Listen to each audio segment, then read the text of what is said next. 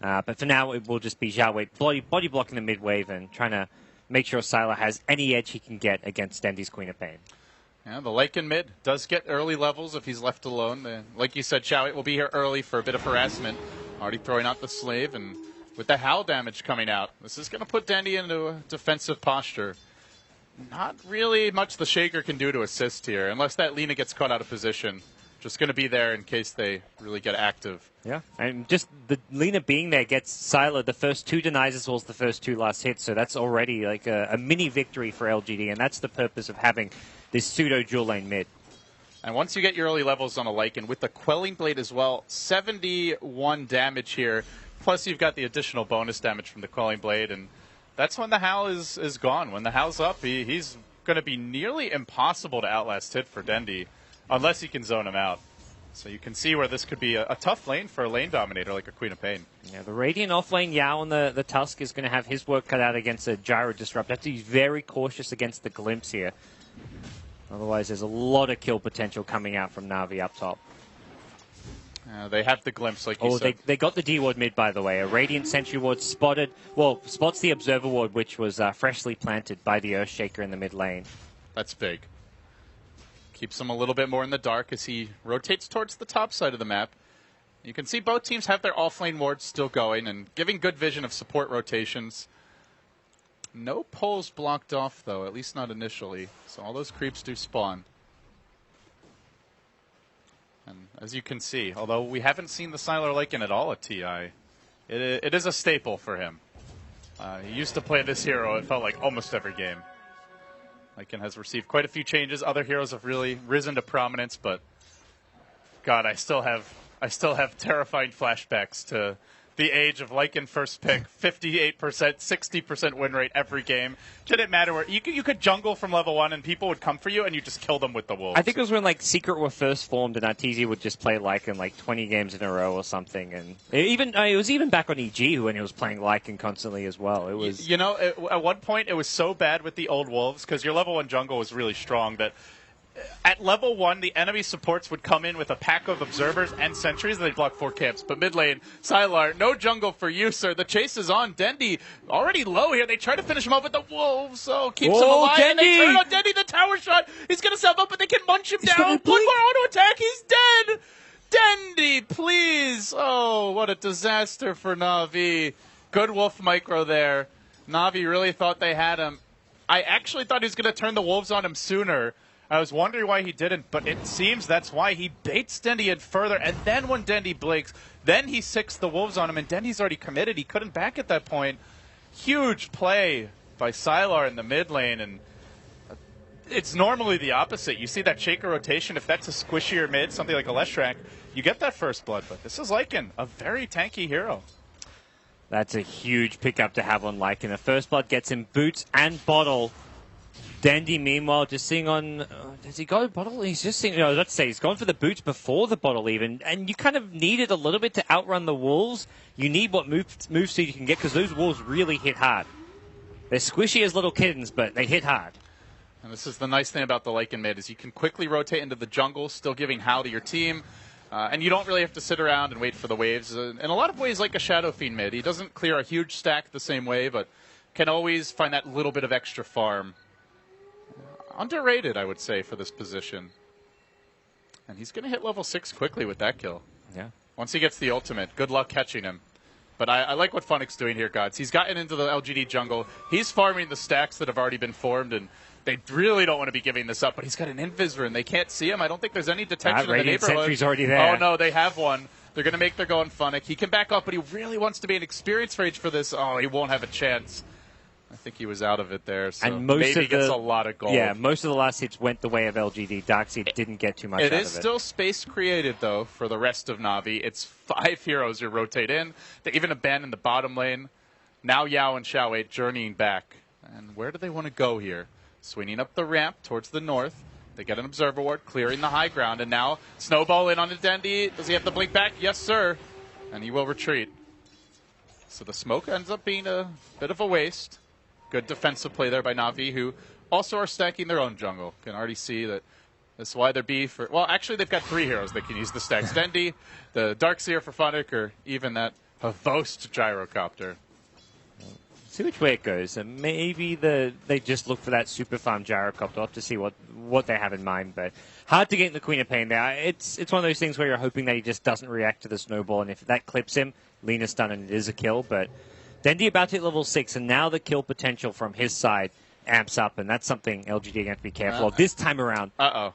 It's again LGD on the offensive. Double sentry wards planted by the Dire side. Uh-oh. They were both planted by Siniko. Bit of a miscue there. Yeah. He might break the smoke, though. He's in good position, but already balling up his maybe. Drops the Remnant, and, well, the shards are going to block the other retreat. Maybe with a poor jump there. Doesn't end up getting over the shards, but won't matter. Looks like he smokes mid just because Sylar was planning on rotating off the lane anyways. I was about to say, Storm rotating in like this is not the most efficient they're thing. Farming the stack. They're stealing these Dire neutrals.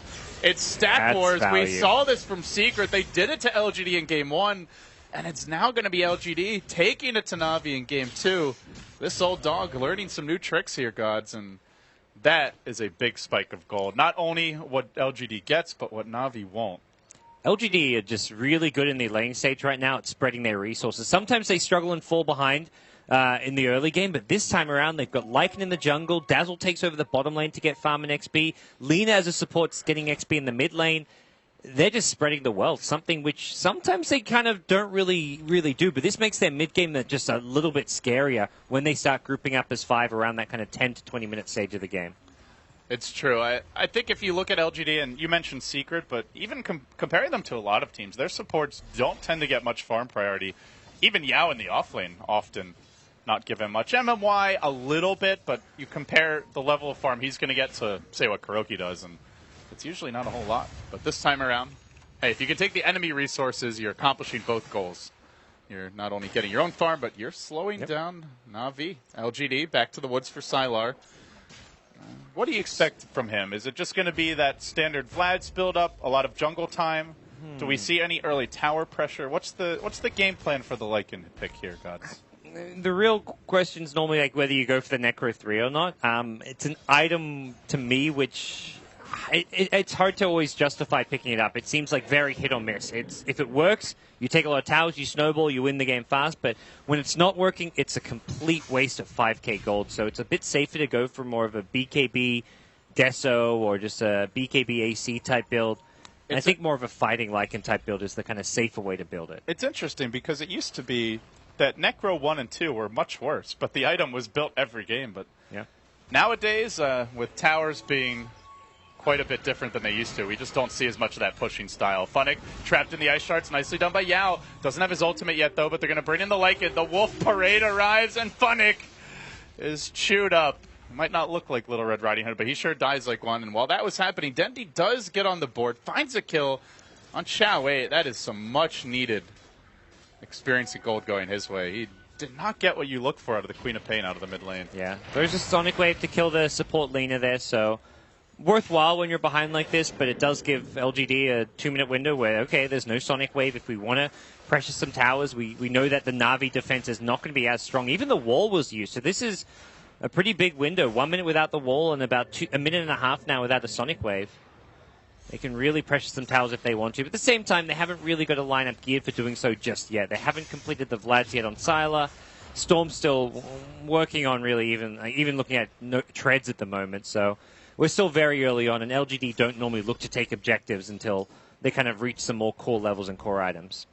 And still a very even game here at 9 minutes. Score 3-1. It looked like LGD was starting to cobble together a bit of a lead, but with that kill and just good farm, spread more evenly across the Na'Vi heroes, it evens out, and we'll have to see when the first big moves come out here. Na'Vi, as we talked about, just a disgusting team fight, really. Like, fighting 5v5 into that is ever so difficult, but not quite there yet. Looking for a lot of their level 6s. The Queen of Pain all way down. Shaker not there yet. Disruptor not there yet.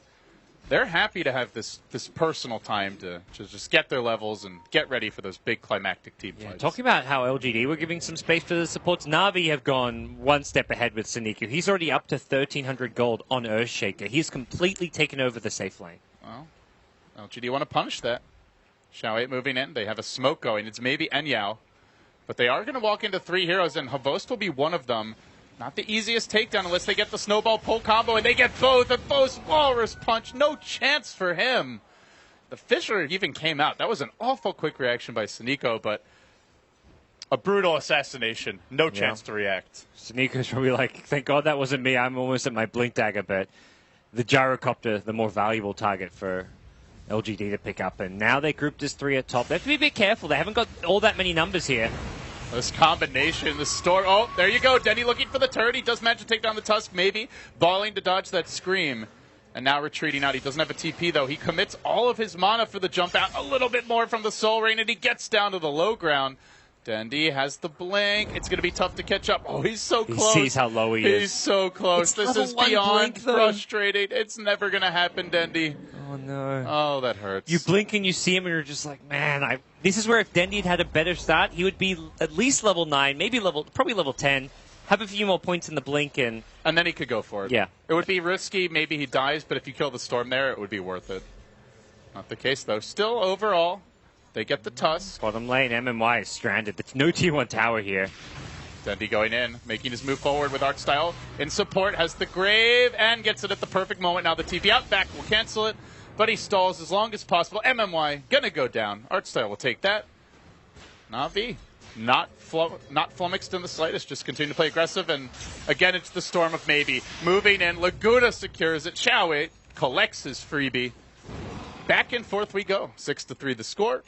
Not a crazy amount of action, but both teams constantly looking for the pickoffs. Yeah, and for LGD, I think they recognize the fact that Sneeko is spending far too much time in lane for their liking towards his blink dagger. He's sitting on 1,800 gold now, so probably was a bit over 2,000 when he died. Very close to a blink dagger. And how much do you think the blink does? He's only level 6 here. It's not going to be a huge game changer immediately. It's definitely something which will help Na'Vi long term, but maybe a pickoff here or there on someone like Sylar. Like one pickoff on Lycan, and you've just justified all the space you gave the Earthshaker. And I think it's the item you need to kind of be able to initiate on Sylar with a Blink Echo. Tower will drop. Sylar starting to accelerate his own push as they surge in. Havos looking to go on Yao. Does he have something to snowball to? He needs it quickly. There is a Grave available. Fissure coming out. He snowball dodges and goes back in on Havos, who's been left to the wolves, quite literally, moving in towards him. And now they hunt down Artstyle. They continue pursuit. Funnick on the run. Xiaowei going for the cutoff here. He's got a Laguna ready. Could almost insta-give Dendy if he's not careful. One more auto attack. There's the disengage from the Fissure. A Queen of Pain from Dendy just to kill 2 Lycan Wolves. That's not what they need. And that's going to be it. Oh, Na'Vi. Where has the old magic gone? They just don't have it right now, gods. Well, the Na'Vi may be back, but the magic's not back yet, LD. Tier 2 tower at top, getting pressured, and LGD just such great control over this game. They get down 2 deep wards in the enemy jungle, one even hovering near the mid lane. Very hard for them to engage on anything at this point. Even with this big team fight wombo combo going, they need their initiating items. They need the blink daggers. They need some way of getting in there. Darkseid doesn't even have the completed mech yet. Even once he gets it, it's going to be tough. LGD are so mobile on 3 of these heroes. The Tusk, the Storm, the Lycan. It feels like they could just disengage if they don't have the right opportunities. Na'Vi really... I mean, for Na'Vi, the dream scenario is if they just group up as 5, walk down mid, you've got your mech, you get a good Blink Echo, you combo with the Vac, call down comes through. Like, that sounds absolutely just devastating. Talk to LGD, be like, look, we're going to go down mid as 5, guys. Can you just meet us there as 5, like, grouped up a little bit? You know when you're pubbing and, like, 2 players are fighting, there's some team losing, and the guy's like,